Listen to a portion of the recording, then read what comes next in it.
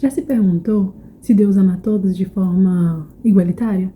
Né? Porque às vezes a gente para e pensa, analisa, olha para a vida de algumas pessoas e parece que certas pessoas têm alguns favores, algumas bênçãos, algumas coisas diferentes, né, do que outras. Parece que alguns de nós são preferidos, alguns de nós recebem favores que outros não. Eu li uma frase essa semana que ficou martelando na minha cabeça, né? E eu até pensei, vou falar sobre isso porque é algo que realmente me tocou bastante. Eu tô fazendo um devocional novo e uma frase que se destacou e ficou, né, martelando na minha mente foi que Deus não faz acepção de pessoas, mas faz de atitudes, né? E muitas vezes a gente esquece. A gente esquece que não é só sobre a escolha, é sobre como nós respondemos à escolha, né? Porque o mesmo Deus que escolheu Saul, escolheu Davi. A diferença são as atitudes dos dois, assim, em ambientes parecidos, né? A escolha da obediência, a escolha de servir a Deus, de agradar a Deus, né? E sim, a gente pode agradar a Deus. Já vi outras pessoas falando, a gente não tem como agradar a Deus, não tem como você fazer nada que vai agradar a Deus. Se isso fosse verdade, né?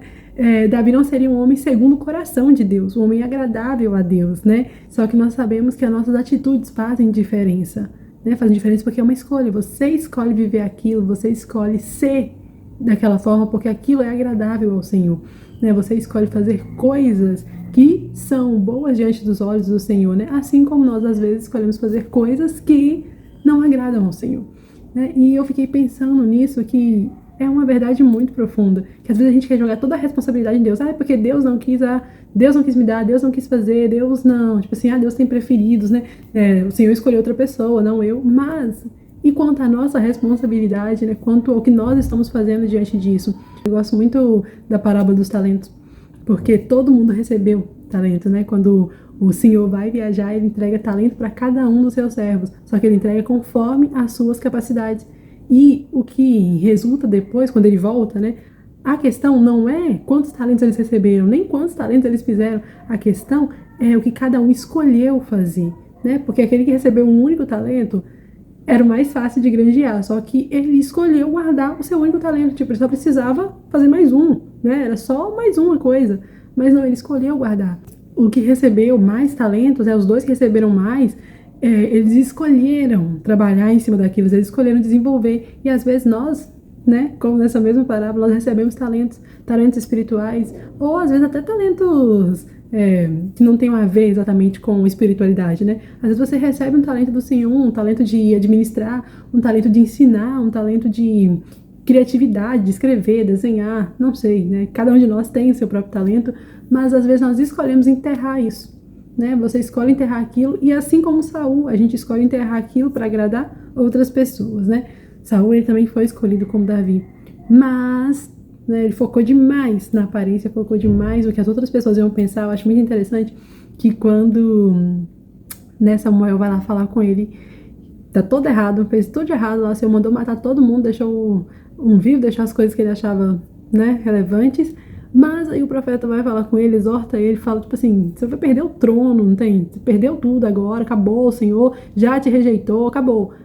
A preocupação dele não é de ser rejeitado por Deus, a preocupação dele não é que, meu trono acabou, acabou tudo, né? Tipo assim, o Senhor não se agrada mais de mim. Não, a preocupação dele é que Samuel saia com ele e né, faça uma média lá fora. A preocupação dele é que os outros anciões vejam que Samuel tá saindo com ele, que eles estão de boa, né? Eles não precisam tipo assim, não, tá tudo bem, gente, não aconteceu nada. Ele não se importa com a presença, ele não se importa com o fato de ter acabado de ouvir uma mensagem de que ele perdeu tudo, né? E o principal, ele perdeu a bênção do Senhor, ele perdeu a presença do Senhor, mas ele não se importa com isso. Já Davi, quando Natan vai falar com ele, primeira coisa que o homem faz, assim que ele se conscientiza do seu pecado, rasgar o coração diante do Senhor, né? Ele escreve o Salmo 51, um lindo salmo, né? Ele vai implorar ao Senhor para não retirar dele a presença.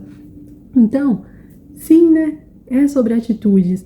E é claro, né, que tem coisas que o Senhor nos dá porque Ele sabe das nossas capacidades, como na parábola dos talentos, né? Nem tudo é para todo mundo, né? Nem todo mundo pode ter todos os tipos de talento, nem todo mundo pode chegar a todos os tipos de lugares, porque o Senhor conhece a mim, a você. Ele sabe que às vezes aquilo que você está pedindo, que aquilo que você está querendo, por mais que você esteja andando no caminho, às vezes aquilo vai te destruir ali na frente, né? O pastor outro dia pregou um sermão, eu achei muito interessante, que ele falou uma coisa que ficou, assim, gravada na minha mente, né? Vou levar pra vida, né? Que ele falando... Ai, garganta. Que ele tava falando sobre como o Espírito Santo, quando nós permitimos, nos guia como GPS, né? Quando você coloca no GPS, coloca a rota, né? Ele geralmente te dá o caminho mais curto, o caminho mais prático, né? O caminho mais rápido. E você segue aquele caminho. Só que às vezes no meio do percurso, né? Você se lembra, tipo assim, ah, eu conheço esse caminho aqui, você vai passar para outro caminho, acontece algum desvio, alguma coisa acontece que você muda de rota, né? Ele recalcula. Ele recalcula a rota para te trazer de volta para o caminho. Mas a questão é que quando a rota foi recalculada, você vai ter que passar por um caminho diferente. Não era aquele caminho que ele tinha estipulado para você, não era aquele caminho que ele escolheu para você. É um caminho diferente agora, que vai te trazer de volta. Mas às vezes vai ter um pouquinho mais de trânsito, às vezes aquele caminho vai estar mais lento, às vezes aquele caminho vai passar por um percurso um pouquinho mais perigoso, por um asfaltamento esburacado, né? Agora é outro caminho. Mas sempre que nós permitimos, o Senhor realinha a rota, né? O Senhor nos traz de volta para a rota e para que nós possamos chegar, né, ao alvo, nós possamos alcançar, né? Lembrando que nosso alvo é salvação. Mas eu acho muito interessante isso, que nós também temos a nossa parcela nisso, né? A nossa parcela de atitudes, a nossa parcela de obediência, né, ao Senhor, obediência, seguir a rota que o GPS te orientou, né? Obediência em entender quando nós precisamos fazer, agir como Davi, né?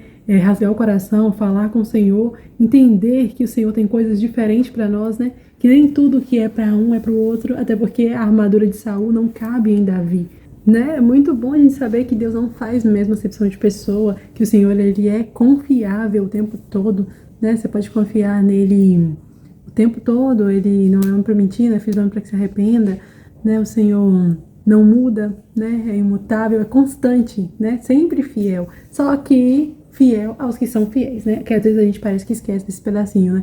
Acho incrível que você vai ver assim nas promessas do Senhor, desde Abraão, as promessas são condicionadas, as pessoas esquecem desse fato, né? O Senhor sempre fala, tipo assim, vou dar a terra para esse povo aqui, vou dar a terra para a descendência, se eles andarem nos meus caminhos, se eles me amarem, se eles me honrarem como você me honra, né? O Senhor, Moisés vai falar com o povo, a terra é sua, tá? A terra é sua, vocês podem entrar, e se vocês forem fiéis, o Senhor vai ser com vocês, ninguém vai tirar vocês da terra, a terra vai mandar leite e mel, entendeu? Vai ser tudo certo.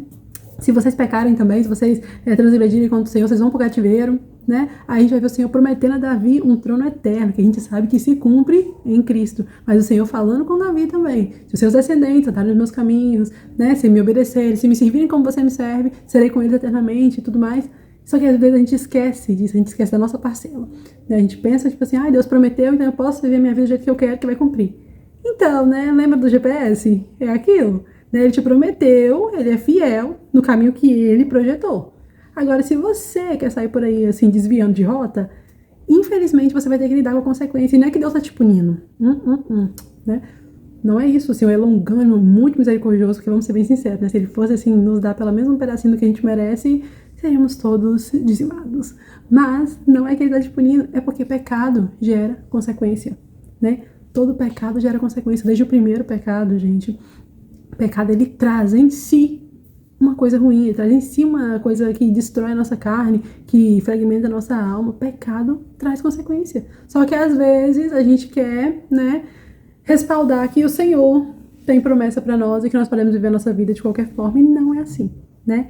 Lembra que o Senhor faz diferença de atitudes, né? O Senhor escolhe, assim, a quem ele quer, né? Ele usa quem ele quer. Usou a mula de Balaão, né? Pegou lá Saulo, que estava lá perseguindo a igreja, e usou ele tremendamente, né? Pegou Pedro, que era extremamente colérico, né?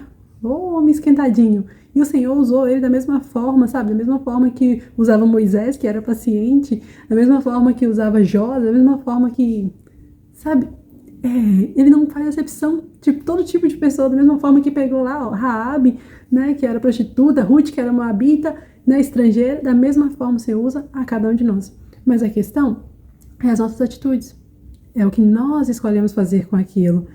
E é isso que eu queria que nós parássemos para refletir, se nós estamos andando condizentes com aquilo que o Senhor quer para nós, né? Porque é muito bom ter promessas do Senhor, é muito bom, né, saber que o Senhor traça caminhos, sonhos para cada um de nós.